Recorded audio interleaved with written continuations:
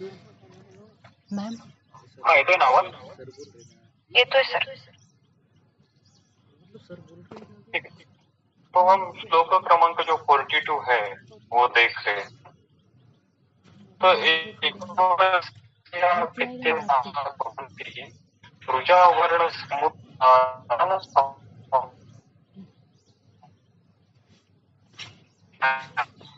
व्याधि का क्लासिफिकेशन किस किस बेसिस पे हो सकता है उसका विवेचन यहाँ पे किया है। वर्ण समुत्थान स्थान संस्थान नाम भी। तो इन पैरामीटर के अनुसार रुजावर्ण समुत्थान स्थान संस्थान नाम भी विद्यमानः ते एव अपरिसंख्येया भवति। विद्यमानः क्लासिफाइड। चरक विमान स्थान में एक सूत्र आया है, वेद्या ही वेद्यम अन्यथा विनंती। क्लासिफिकेशन जो है किसी चीज का वो हम बहुत ही विभिन्न प्रकार से कर सकते हैं। संस्कृत में एक वाक्य है, किम पांडित्यम परिच्छेदः पांडित्यम।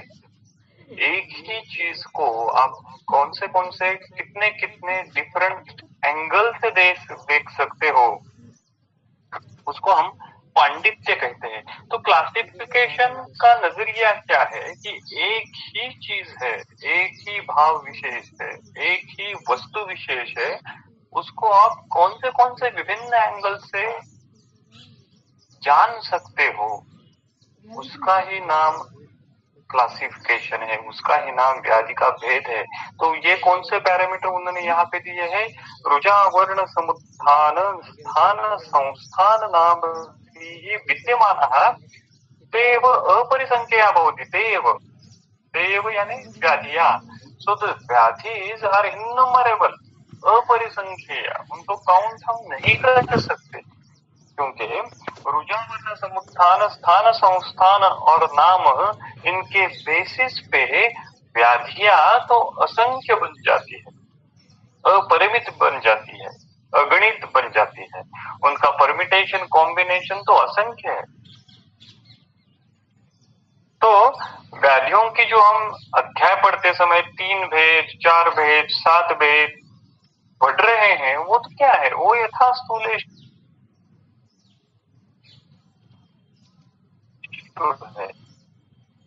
व्याधि के भेद तो असंख्य है, असंख्य होने वाली है। देखिए अभी यहाँ पे उन्होंने क्या कहा टीका में, देखिए रुजावर्ण समुत्थान भेद हेतु भेद वृक्ष पूजनादि रात्रि जागरणादि भिन्न हेतु जन्य हुई वातो भिन्न उपक्रम सादृश्य भवती भावः।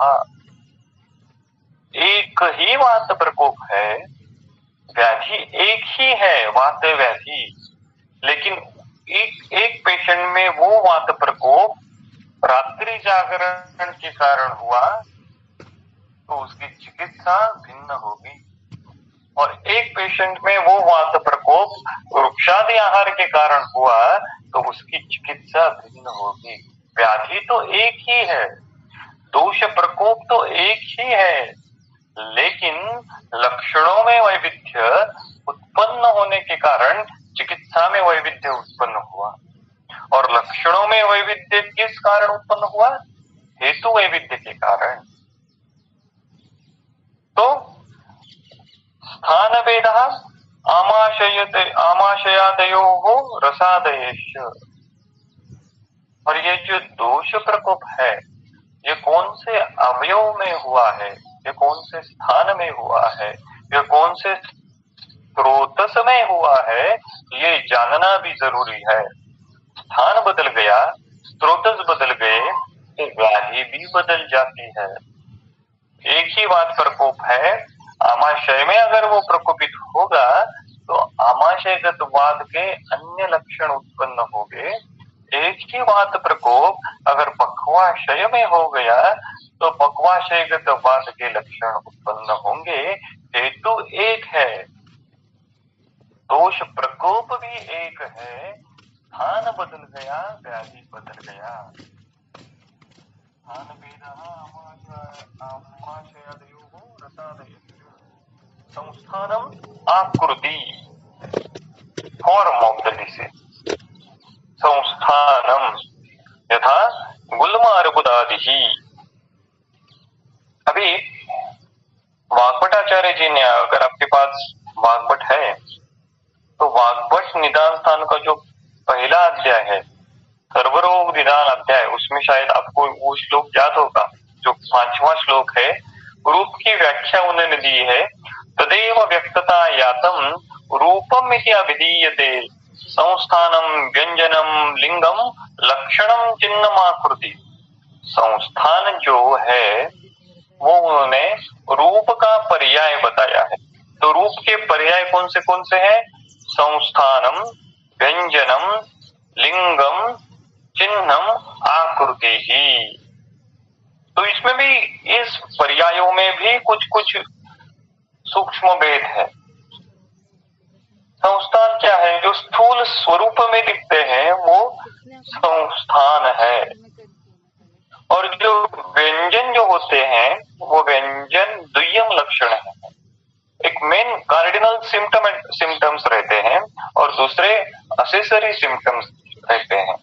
तो जो संस्थान जो है वो मेन लक्षण है, और जो असेसरी लक्षण रहते हैं उनको हम व्यंजन कहते हैं।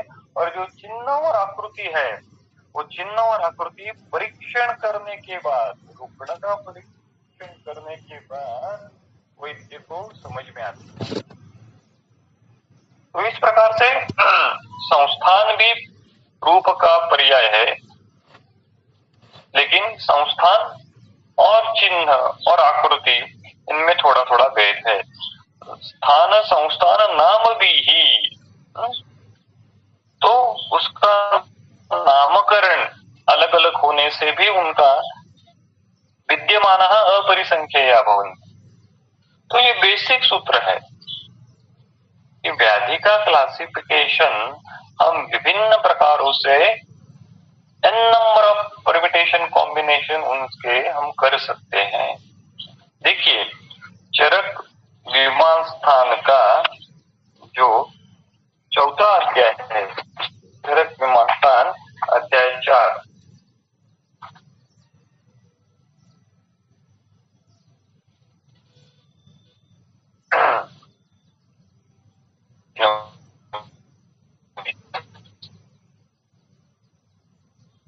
तो कोई भी व्याधि का अध्ययन किस प्रकार से करना है? तत्र इदम उपदिशन्ति बुद्धिमन्ताः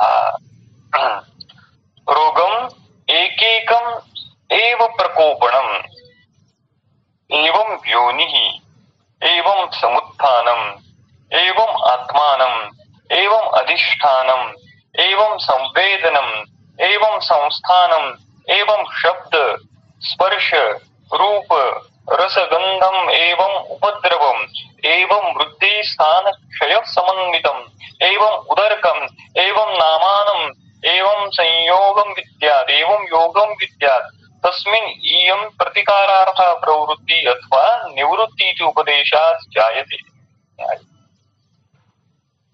तो इसी प्रकार से कोई भी व्याधि का अध्ययन करना है।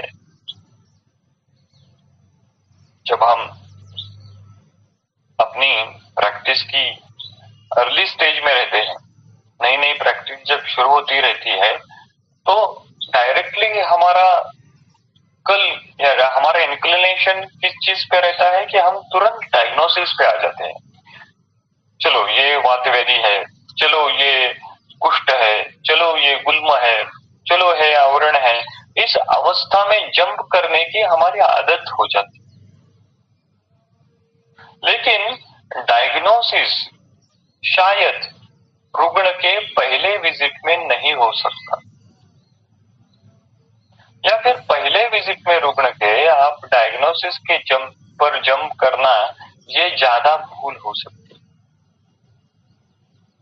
तो उस चीज में आपको क्या करना है? तो उस रुग्ण के केस रिकॉर्ड प्रोफार्मा पर आपको यही चीज लिखनी है कि एवं प्रकोपणम उनके हेतु कौन से हैं, ये तो मैं लिख सकता हूँ। व्याधि कौन सा भी हो, वो व्याधि का कन्वेंशनल प्रैक्टिस में कोई भी नामकरण हो, मुझको वो अगर ज्ञात हो या फिर अज्ञात हो, उस रुग्ण ने उस लक्षणों के लिए कोई भी पंचकर्म दूसरे वैद्य से लिया हो, मेरी बुद्धि भ्रमित नहीं होनी चाहिए, मेरी बुद्धि चलित नहीं होनी चाहिए। मुझको अभी उसका एवं प्रकोपणम, ये स्टार्टिंग है, ये हमारी 12 कड़ी है क्लिनिकल प्रैक्टिस की। उस व्याधि को कैसे जाने, एवं प्रकोपणम, एवं योनि ही, योनि देखिए वातादया, इनमें कौन से दोष का प्राबल्य मुझको लग रहा है वो लिखिए। वात है तो वात का कौन सा प्रकार मुझको लग रहा है, प्राण है, व्यान है, उदान है, समान है, या फिर दो वात उसमें इन्वॉल्व हुए हैं इस संप्राप्ति में। शायद मेरा अनुमान, शायद मेरा आकलन गलत हो सकता है। अगर वो गलत होगा तो मैंने ये आकलन समझ के जो दवाई दी है उसमें 7 दिन में 10 दिन में कुछ फर्क ही नहीं पड़ेगा। अगर उपशय नहीं मिला है तो मेरा आकलन कुछ गलत है, या मैंने कुछ तो मिसिंग लिंक है मेरे पास। लेकिन अगर मेरा आकलन सही है तो रुग्ण को उस दिन में, उस 7 दिन में, उस 3 दिन में, उस 4 दिन में उपशय मिलना ही चाहिए, थोड़ा बहुत तो उपशय मिलना चाहिए। तो एवं योनि ही समुत्थानम एवं आत्मानम, आत्मा देखिए स्वभाव, यथा रोहिण्य दारुणत्वम संन्यासस्य शीघ्रोपक्रमणीयत्वादि। तो व्याधि मेरे पास रुग्ण लेके आया है, वो दारुण सम्मत है या मृदु सम्मत है, ये भी अपने केस रिकॉर्ड प्रोफार्मा में लिखना चाहिए। तो कई बार दिमाग में सवाल उत्पन्न होता है ना, मैं जब अब प्रैक्टिस के लिए उतरूं तो मेरा केस रिकॉर्ड प्रोफार्मा कैसा हो। तो मेरा केस रिकॉर्ड प्रोफार्मा चरक मीमांसास्थान अध्याय 4 श्लोक नंबर 6 के अनुसार, क्योंकि हम जो अब यूजी में रिकॉर्ड प्रोफार्मा भरते हैं उसका तो कुछ यूज ही नहीं हम कर पाते। दोष दुष्य बलकाल स्त्रोतस, इनका परीक्षण हम कैसे करते, नहीं करते, नहीं कर पाते रादर। तो क्लिनिकल प्रैक्टिस में हमारा केस रिकॉर्ड प्रोफार्मा इस सूत्र के अनुसार होना चाहिए। व्याधि कौन सा भी हो, उस व्याधि का आकलन इस सूत्र के बेसिस पे हमको करना आना चाहिए। उसमें दोष प्रकोप कौन सा है, उसमें हेतु कौन सी है, दोष प्रकोप किस स्थान में हुआ है, वो दारुण सम्मत है या मृदु सम्मत है, इस बेसिस पे उस व्याधि का आकलन करते आना वैद्य को आना चाहिए। अभी देखिए, यही हमारे संहिताओं का बेसिस है, यही हमारे व्याधि का क्लासिफिकेशन का बेसिस है। चरक निदान स्थान का जो 5वां अध्याय है, चरक निदान स्थान अध्याय 5, कुष्ठ निदान जो अध्याय है उसमें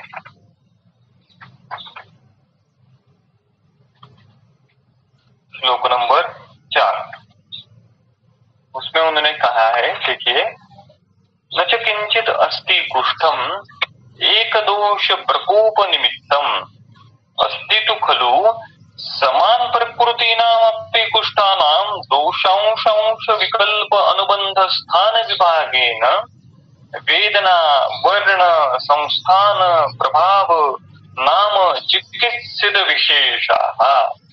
एक ही कुष्ठ है लेकिन दोषों के अंशांश भेद से, वेदना वर्ण संस्थान प्रभाव नाम के भेद से उसमें और परमिटेशन कॉम्बिनेशन उत्पन्न हो जाते हैं। सप्त विधो अष्टादश विधो अपरिसंख्येय विधो वा भवति, 7 भेद 18 भेद या अपरिसंख्येय भेद। तो उस नंबर में खुद को ट्रैप नहीं होने देना है कि ये महाकुष्ठ है या क्षुद्र कुष्ठ है, या ये 7 में आता है या इस 18 में, नहीं नहीं। मूल संकल्पना क्या है? व्याधियों के भेद अपरिसंख्येयो वा भवति, अपरिसंख्येय। तो संहिताओं ने उस अध्याय में उस 7 का भेद 18 का भेद क्यों किया? यथा स्थूल व्यवस्थाकरणम हेतु।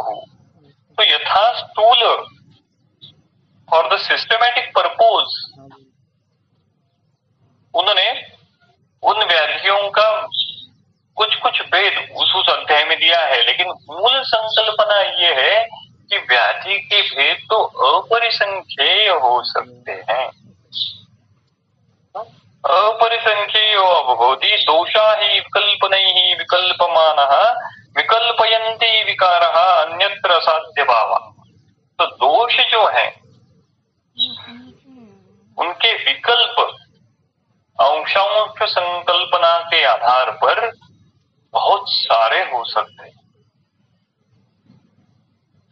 तो इसका मतलब है कि व्याधियों के भी भेद बहुत सारे होंगे, क्योंकि दोषों के भेद अगर अपरिसंख्येय हो रहे हैं तो व्याधियों के भी भेद अपरिसंख्येय। तो व्याधि का क्लासिफिकेशन करते समय हमको ये परमिटेशन कॉम्बिनेशन ही याद में रखना है। देखिए, हमने प्रमेय निदान अध्याय पढ़ा है, तो प्रमेय निदान अध्याय में श्लेष्मज प्रमेय के जो 10 भेद होते हैं उनका आधार क्या है? जो मूत्र में कफ के गुण आते हैं वही आधार है। एक गुण आता है तो एक उसका नामाभिधान किया कफज प्रमेय का, दूसरा गुण आ गया तो दूसरा नामाभिधान कर दिया। तो दोषों के गुणों के अनुसार, दोषों के अंशांश संकल्पना के अनुसार ही व्याधि का क्लासिफिकेशन हम कर पाते हैं। लेकिन जानने की, समझने की बात यह है कि अपरिसंख्येयो भवति, व्याधियों के जो भेद है वो अपरिसंख्येय है। आगे देखिए, वो मूल 18वें अध्याय में क्या कहते हैं, जो सूत्र क्रमांक 43 है, व्यवस्था करणम तेषां यथा स्थूलेषु संग्रह तथा प्रकृति सामान्यम विकारेषु उपदिश्यते। यथा स्थूलेषु संग्रह, यथा स्थूलेषु संग्रह, तेषां व्यवस्था करणम। जो स्थूलेषु संग्रह, स्थूल व्याधि यानी क्या? यहाँ पे स्थूल व्याधि यानी जो वर्णन किए हुए व्याधि हैं, जो उक्त व्याधि है, यथा स्थूलेषु संग्रह। तो जो स्थूल व्याधियों का, जो हमने उक्त व्याधियों का वर्णन किया है, तेषां व्यवस्था करणम, तो उनकी व्यवस्था के लिए systematisation for the purpose of treatment हमने व्याधियों के 3 भेद, व्याधियों के 4 भेद, व्याधियों के 7 भेद, 8 भेद ऐसा किया है। तेषां व्यवस्था करणम यथा स्थूलेषु संग्रह तेषां व्यवस्था करणम तथा विकारेषु। अभी स्थूल का तो हो गया, जो उक्त है उनके बारे में तो हमने तेषां व्यवस्था करणम लिख दिया, लेकिन तथा विकारेषु यानी क्या? जो अनुक्त है उनके बारे में क्या? तथा विकारेषु, अनुक्त व्याधियों में भी प्रकृति सामान्यात् उपदिश्यते। तो अनुक्त व्याधियों में भी प्रकृति सामान्य, तभी ये प्रकृति सामान्य की टीका देखिए, प्रकृति सामान्यम समान कारणता तेन अनुक्तेषु साक्षात् व्याधिषु वातजो अयम, श्लेष्मजो अयम तथा रसजो अयम, रक्तजो अयम इत्यादिकाः चिकित्सा व्यवहारार्थम व्यवस्था कर्तव्येति भावः। अनुक्त व्याधियों में भी आपको प्रकृति सामान्यत्व जानना है। और ये प्रकृति सामान्यत्व क्या है? इस व्याधि में वात का प्रकोप है, इस व्याधि में रक्त दुष्टि है, इस व्याधि में कफ प्रकोप है और मेदज दुष्टि है, ये जानना प्रकृति सामान्यत्व है। फिर आप उस व्याधि को नामकरण दे या ना दे, उस व्याधि को आप कुछ चरक चिकित्सा स्थान के 30 अध्याय में रख पाए या ना रख पाए, लेकिन उसका जो प्रकृति सामान्यत्व है ना, ये प्रकृति सामान्यत्व जानना ये वैद्य का कर्तव्य है। कई बार हम स्खलित हो जाते हैं, कई बार हम हमारे से ही गलती हो जाती है, हम संहिता का ज्ञान भूल जाते हैं और नुक्सा प्रैक्टिस, योग प्रैक्टिस कर बैठते हैं। ये हमारे गुरुजी या किसी वैद्य ने कहा था कि ये जो कल्प है वो इस व्याधि पे कार्यकारी होता है, तो हम भी उस व्याधि का प्रकृति सामान्यत्व न जानते हुए भी वही कल्प दे बैठते हैं। कई बार उससे यश मिलेगा, लेकिन कई बार उससे यश नहीं भी मिल सकता है। तो इस प्रकार की यदृच्छा प्रैक्टिस नहीं करनी। हमको यदृच्छा वैद्य नहीं होना है, हमको सिद्ध वैद्य होना है। ये बहुत बड़ी टर्मिनोलॉजी है। सिद्ध वैद्य होना है तो श्योर शॉर्ट सक्सेस चाहिए, और वो श्योर शॉर्ट सक्सेस चाहिए तो हर एक व्याधि का प्रकृति सामान्यत्व हर अच्छे ढंग से वैद्य को समझते आना चाहिए। ये लाइफ लॉन्ग चलने वाला प्रयास है, लाइफ लॉन्ग चलने वाला प्रवास है, लेकिन कम से कम उस दिशा में हमारा मार्गक्रमण तो होना चाहिए कि हर एक व्याधि का प्रकृति सामान्यत्व समझ में आना चाहिए। तेषां व्यवस्थाकरणं तथा विकारेषु अनुक्त व्याधियों में भी प्रकृति सामान्यत उच्यते। अभी यथास्थूलेषु की टीका देखिए, यथास्थूलेषु ये स्थूलः उदर मूत्र पृच्छादया तेषु संग्रह अष्टोदरीय रोग संग्रहे इत्यर्थः। तो अष्टोदरीय नाम के अध्याय में जो हमने व्याधियों का क्लासिफिकेशन किया है वो किस लिए है? व्यवस्थाकरण, फॉर द सिस्टमेटिक पर्पज। व्यवस्थाकरण, ये देखिए बहुत ही सुंदर शब्द यहाँ पे उन्होंने यूज किया है, व्यवस्थाकरण। साइंस डेवलप करने के लिए कोई एक मार्किंग व्यवस्था है, आवश्यकता है, कोई एक एम्बिट की आवश्यकता है। हम तो ऐसे ही सभी व्याधि का अपरिसंख्य भेद करके छोड़ देते तो जानने में कठिनाई हो जाती।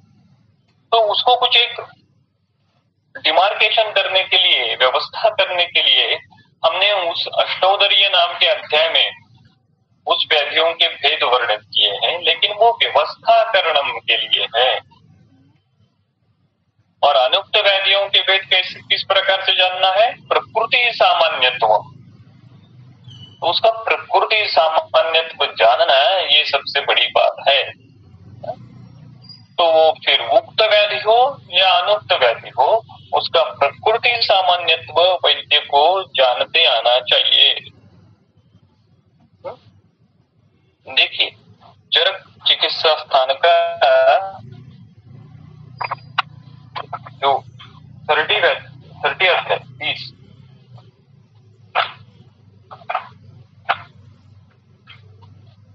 उसमें श्लोक नंबर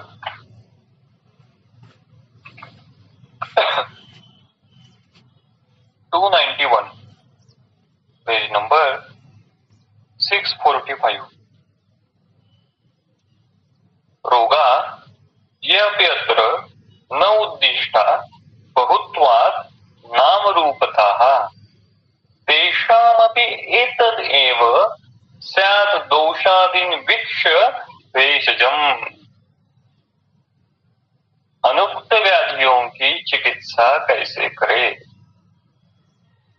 ये सूत्र कहाँ पे आया है?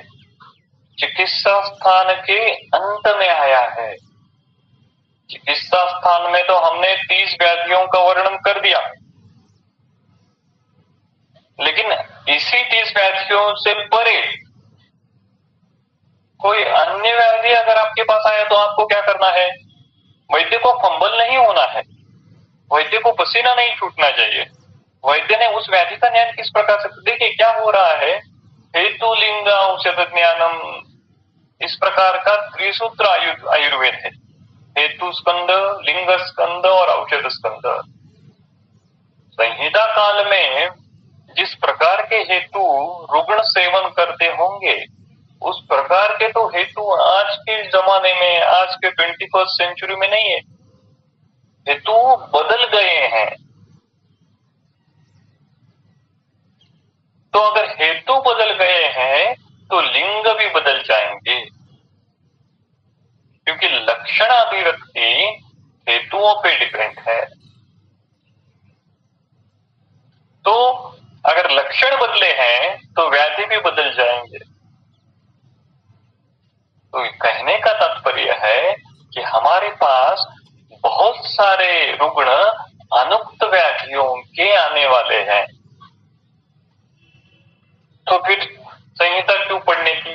तो संहिता इसलिए पढ़ने की कि व्याधि अनुक्त भी हो, लेकिन शाश्वतत्व क्या है? शाश्वत त्रिदोष है, शाश्वत विंशति गुण है, शाश्वत पंचभौतिक विचार है, शाश्वत षड्रस है। इसलिए आयुर्वेद शाश्वत है। व्याधि अनुक्त भी हो, उसमें दोष गुण रस महाभूत संबंध शाश्वत है। वो जानना, वो प्रकृति सामान्यत्व जानना वैद्य का कर्तव्य है। इसीलिए अनुक्त व्याधि की चिकित्सा कैसे करें? व्याधियों के तो भेद अपरिसंख्येय है। हर एक व्याधि का परमिटेशन कॉम्बिनेशन हम इस संहिता में नहीं कर सकते। तो रोगायापि अत्र न उद्दिष्टा भूत्वात् नाम रूपता तेषामपि एतद् एव स्यात् दोष आदीन। आदीन कहा उन्होंने, तो आदीन यानी क्या? टीका में देखिए, दोषादीन इति दोष दुष्ट निदानानि अग्रे वक्ष्यमाणानि क्यों दोष बेसित देश काल बल शरीर आहार सात्म्य एक्सेट्रा एक्सेट्रा। लेकिन इतने सो दशविध परीक्षा भाव तो हम नहीं जान पाते। उन्होंने ही कहा है सूत्र स्थान में, क्या? विमल विपुल बुद्धे अपि बुद्धिमाकुली कुर्युः किम पुनः अल्प बुद्धे है। ये दशविध भाव जानते समय, ये सूक्ष्म भेद जानते समय जो विमल और विपुल बुद्धि है, उनकी बुद्धि मोहित हो जाती है। हम तो हमारे जैसे अल्प बुद्धियों का क्या है? तो इसलिए ये दशविध भाव जाने तो अच्छी बात है, लेकिन नहीं जान सकते तो कम से कम ये 3 भाव तो जानना। दोष प्रकोप, दुष्य कौन से है और हेतु कौन से है, ये जानना हर एक व्याधि में आवश्यक है।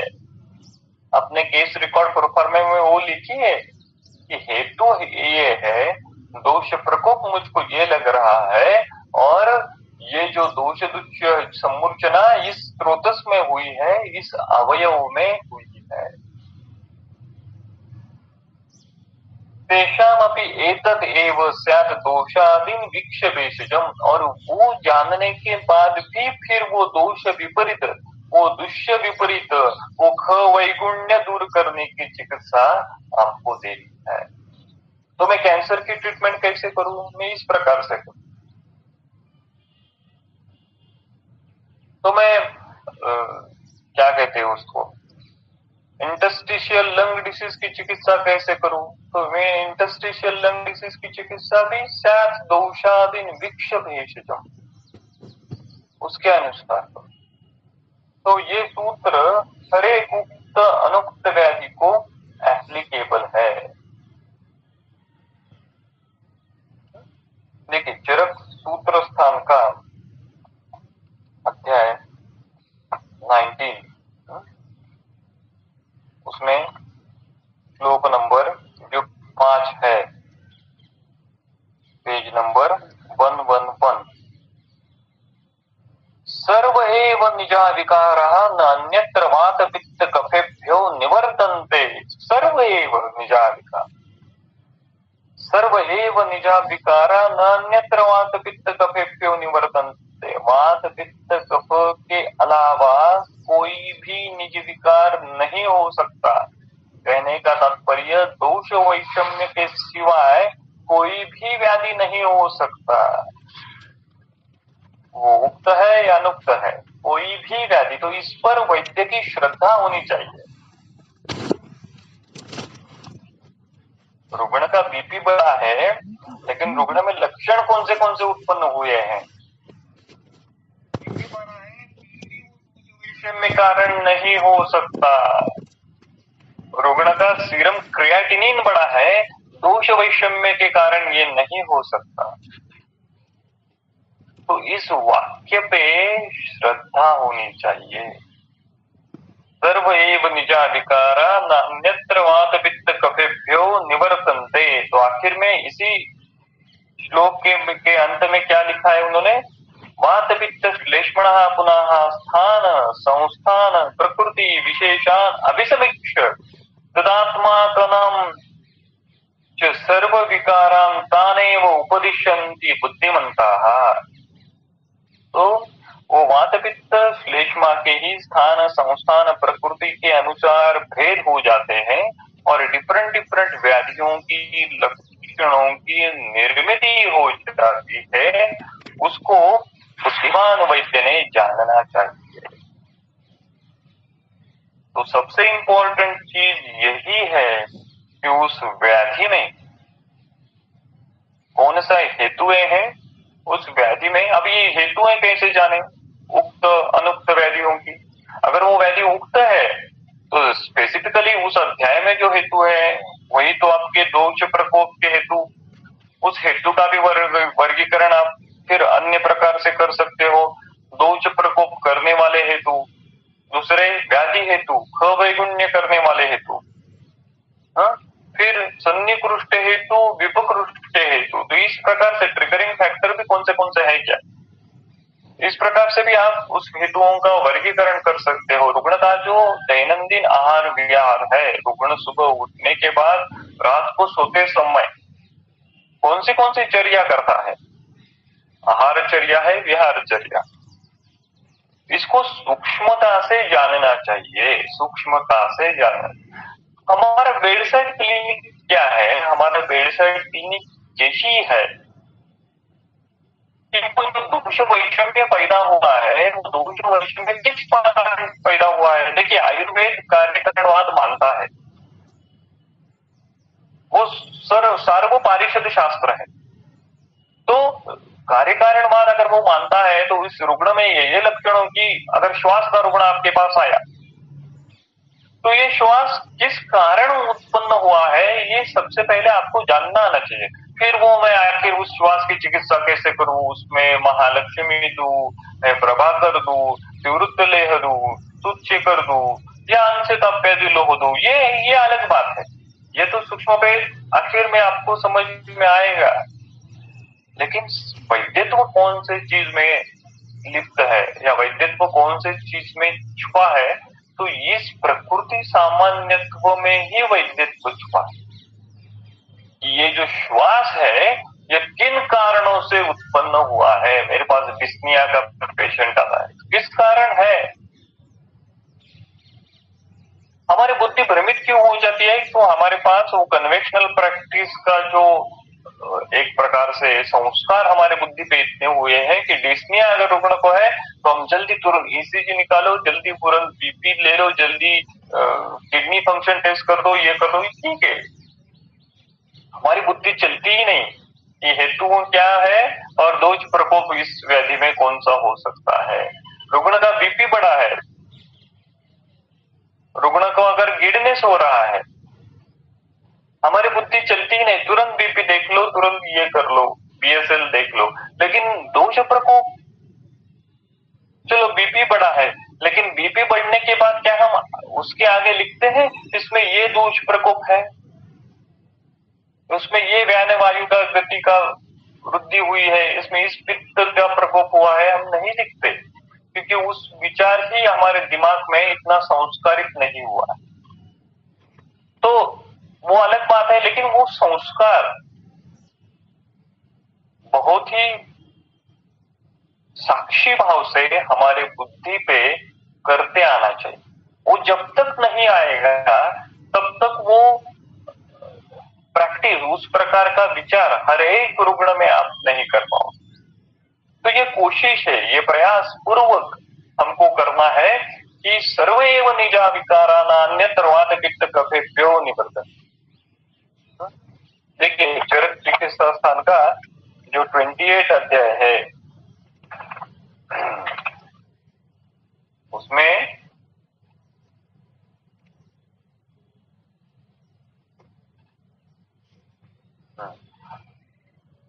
ये श्लोक शायद आपने देखा है, पेज नंबर 619, श्लोक नंबर 59-60।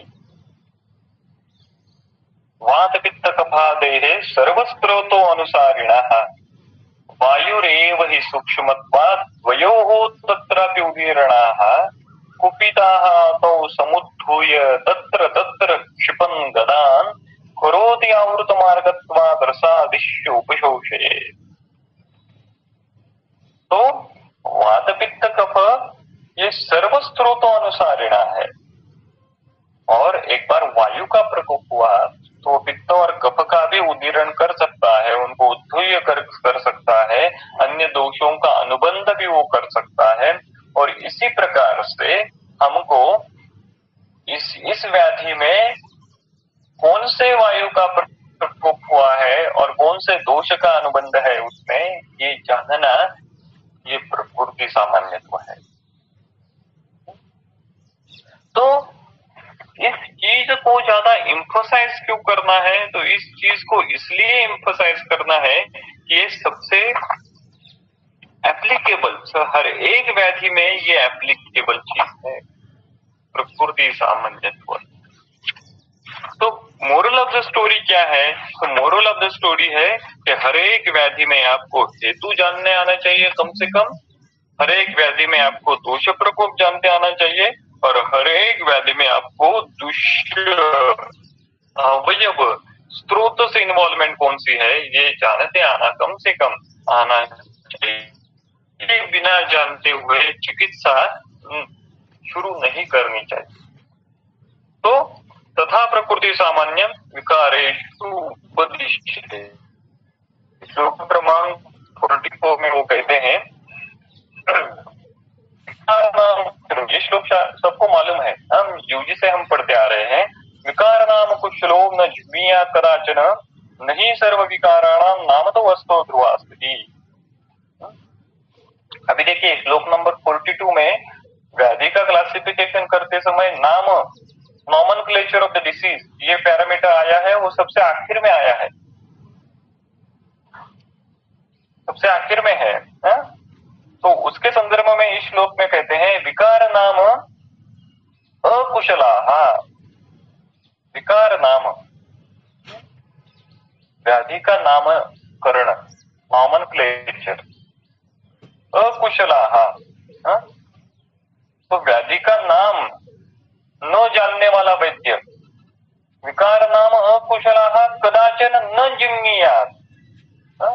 तो अगर किसी वैद्य को व्याधि का नाम कदाचन, कई बार अगर मालूम नहीं है तो न जिम्मीयात, तो डोंट फील एम्बेरेसिंग,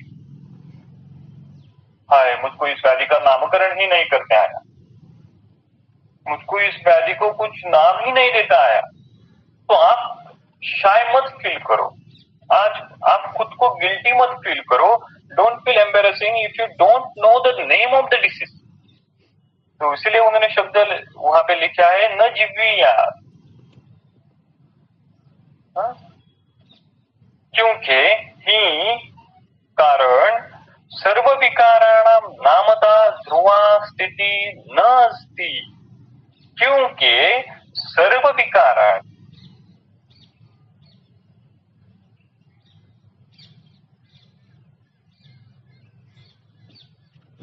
सर्व विकाराणाम नामतः ध्रुवा स्थिति न अस्ति, सभी व्याधियों में नामतः ध्रुवा स्थिति, there can no definite standardisation of nomenclature of all diseases. नामतः ध्रुवा स्थिति न अस्ति। सो अनुक्त को जानने के लिए अनुक्त का नामाभिधान अगर आपको मालूम नहीं है, इसलिए तो हम उसको अनुक्त कहते हैं, तो उसको समझने के लिए ये व्याधि ये सूत्र जो है वो इम्पोर्टेंट है। नहीं सर्व विकाराणाम नामता ध्रुवा स्थिति। चिकनगुनिया, स्वाइन फ्लू, आज का कोरोना वायरस, इसको हम कैसे ही समझे? मुझे नहीं पता ये कोरोना वायरस है, मैं नहीं जान पाया। न जिम्मियात, शर्माइए मत। उस संक्रमण के कारण जो लक्षण उत्पन्न हुए हैं, उस लक्षणों के बेसिस पे, जो दोष प्रकोप के बेसिस पे आप चिकित्सा कर सकते हो। नहीं सर्व विकारण नाम तो अस्तु ध्रुवा स्थिति। आज कोरोना वायरस आया है, अगले साल कुछ दूसरा वायरस आएगा। कितने कितने नाम हम दिमाग में ध्यान में रखेंगे? नहीं रख पाते, नहीं रख सकेंगे। जानना क्या है? प्रकृति सामान्यत्व जानना है। हेतु कौन से है, दोष प्रकोप कौन सा है और दुष्य कौन से है, यही जानना वैद्यत्व है। ही सर्व विकाराणाम नाम तो अस्तो ध्रुवा स्थिति। देखिए चरक निदान स्थान का जो तीसरा अध्याय है, चरक निदान स्थान अध्याय 3,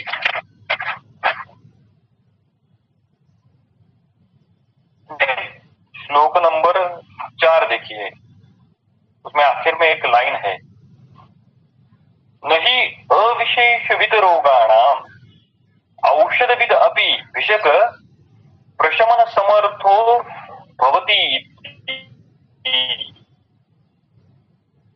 क्या कहा उन्होंने? नहीं अविशेषविद रोगाणाम, रोग जानने में वो समर्थ नहीं है। रोग जानने के में समर्थ यानी क्या? उसको दोष प्रकोप कौन सा है वो मालूम नहीं है, उसमें इस व्याधि के हेतु कौन से हैं वो मालूम नहीं है, और दुष्य मालूम नहीं है कम से कम। तही अविशेष रोगणम औषध विद अपि, विद विद यानी जानना, उसको औषध का भेषज का बहुत सारा नॉलेज है। सूचिकर का नॉलेज है, तपेदी का नॉलेज है, चंद्रप्रभा का नॉलेज है, आरोग्यवर्धनी कैसे बनाते हैं वो सबका नॉलेज उसको है, औषध विद है। लेकिन अविशेष विद रोगाना, रोग ही वो नहीं जानता, केवल कल्प जानता है। तो ऐसा विषक प्रशमन समर्थो न भवती थी, वो व्याधि के शमन के लिए, वो दोष दुष्य समूर्छना भंग करने के लिए समर्थो न भवती। He is not capable of doing what we can say a successful practice. तो इसका और तात्पर्य क्या हुआ? सक्सेसफुल प्रैक्टिस कौन कर सकता है? रोग विशेष विद जो है। हालांकि दो ही चीजें साथ में चाहिए, रोग विशेष के साथ साथ ही विशेष का नॉलेज भी रुग्ण को होना, वैद्य को होना चाहिए। लेकिन सबसे इम्पोर्टेंट, सबसे प्रायर, सबसे आवश्यक, सबसे मैंडेटरी चीज कौन सी है? रोग विशेष।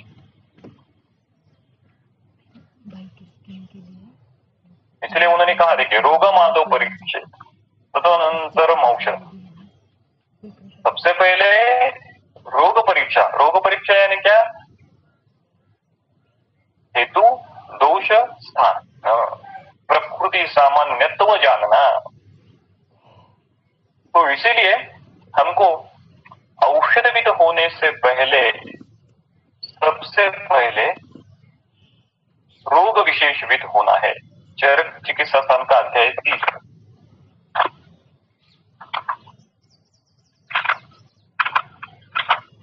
उन्होंने यहाँ पे कहा है, देखिए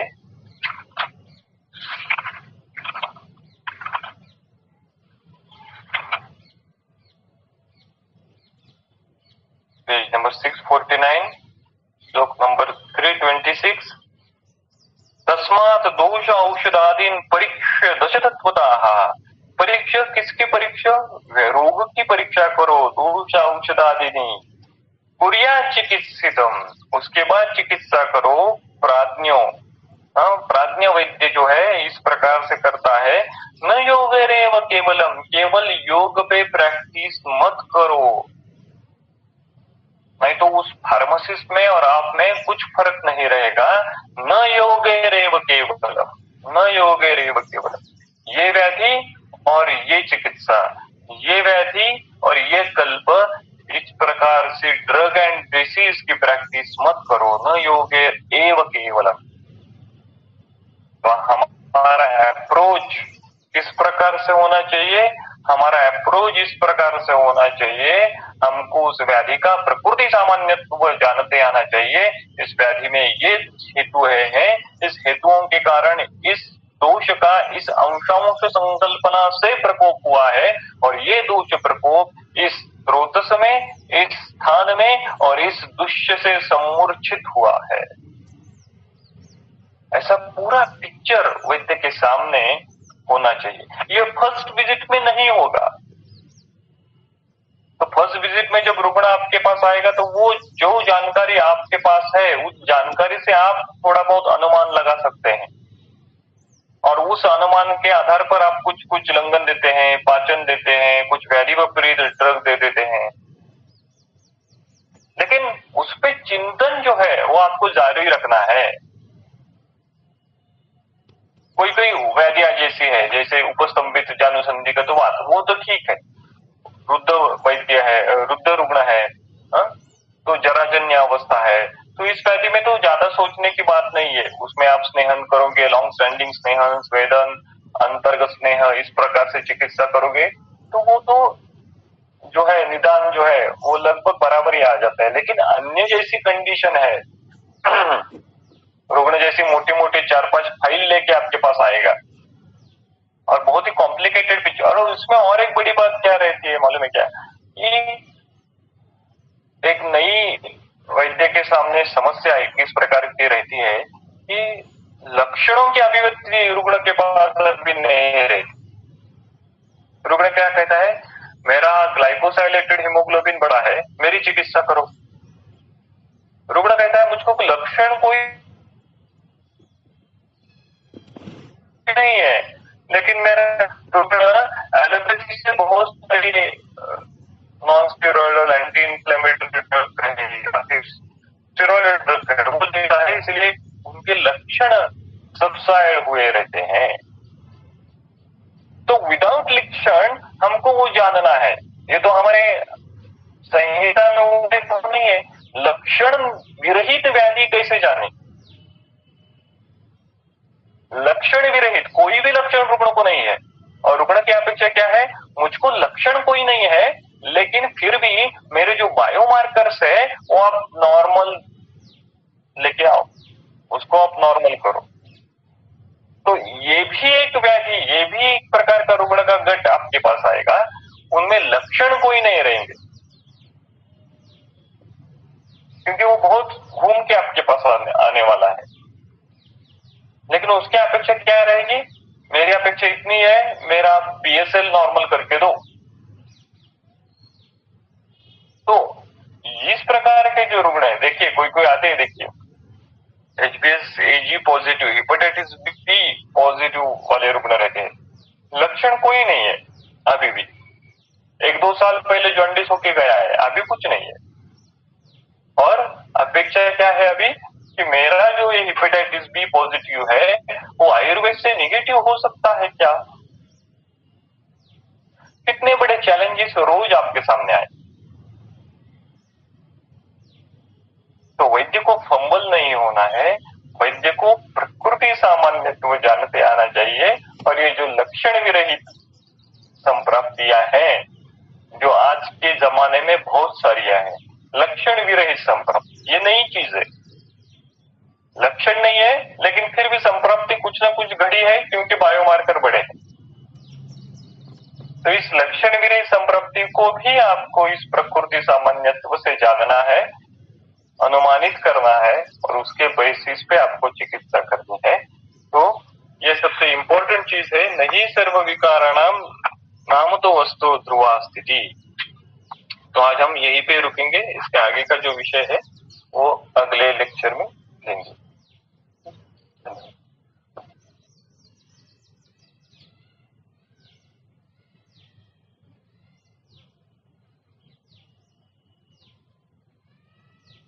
थैंक यू सर। एक क्वेश्चन है चैट बॉक्स में।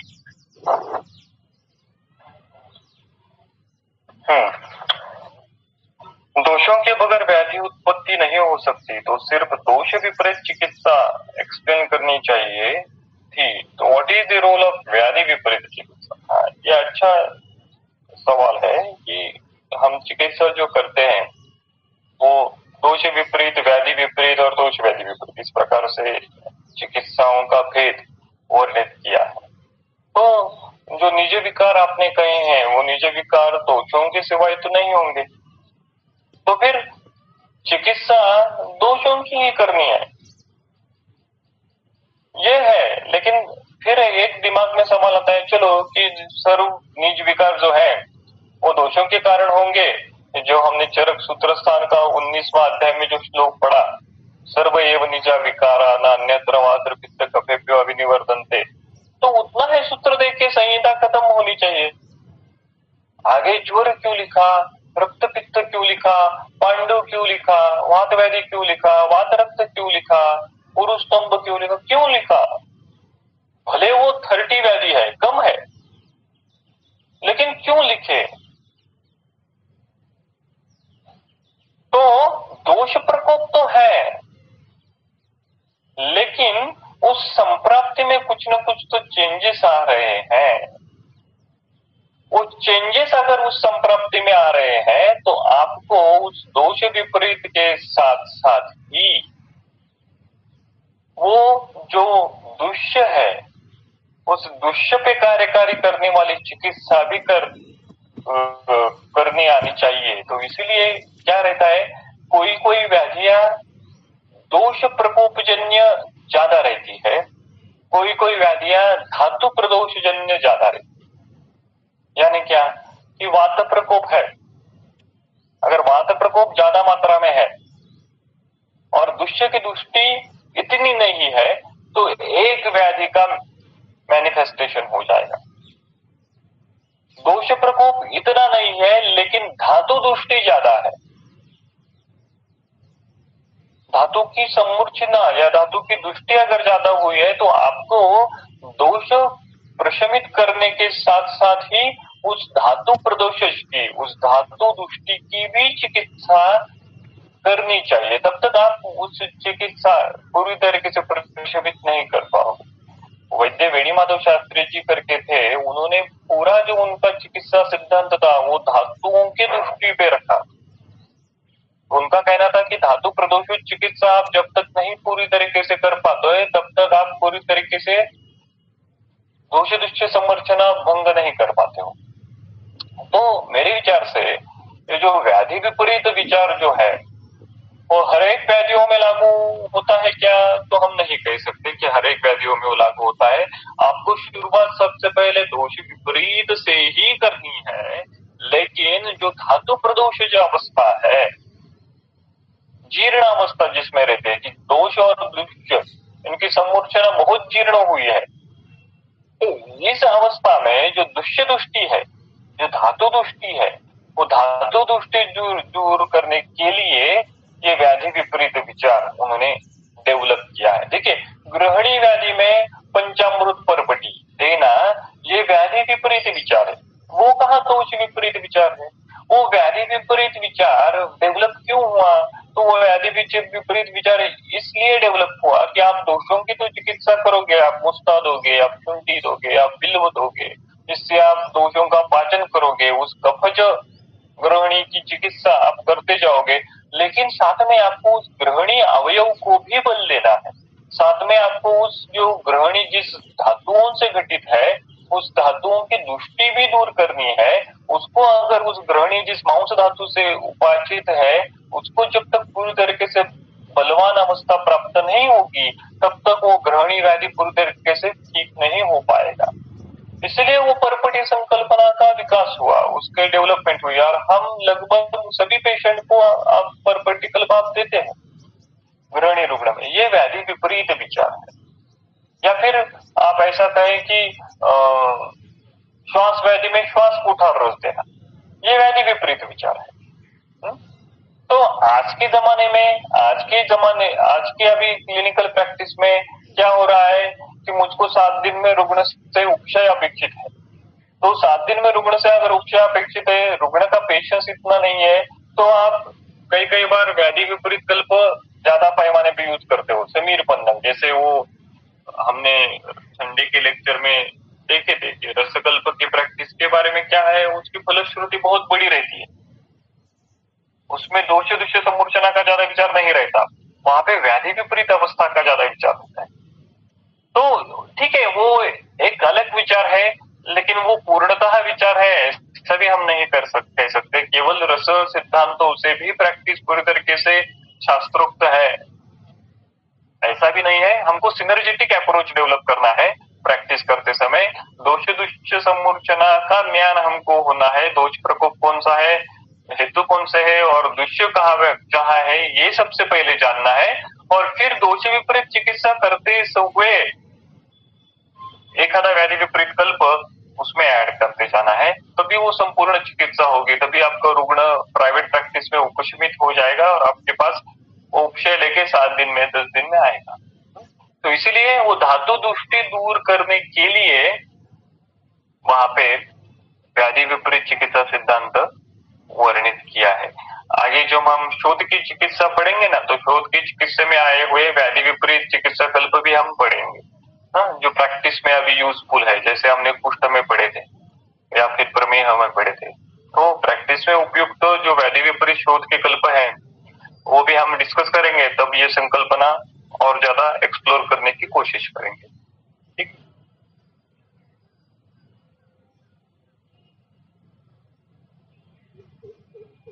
Thank you sir. सर के और ज्वाइन हुए सभी लोगों के आभार। Thank you.